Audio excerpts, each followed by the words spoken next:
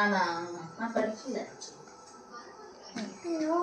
No நீங்க இப்போ படிக்கல. நான் 10th படிச்சிருக்கேன். அப்பா இப்போ வருவாங்க. வாக்கீரா தேவ் அப்பா இப்போ வருவாங்க. தேவ் அப்பா 2.5 month கழிச்சு வருவாரு. ஓகே. அப்படி கேக்குறாளா?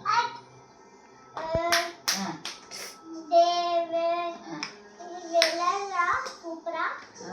படத்தை விளையாடுறா சூப்பரா விளையாடுறா. சூப்பரா நீச்சல் அடிக்கிறான். ஆமா. தரையில் நீச்சல் அடிக்கிறான். எஸ். தண்ணியில கொண்டு போகாம நீச்சல் அடிப்பான். ஓகே.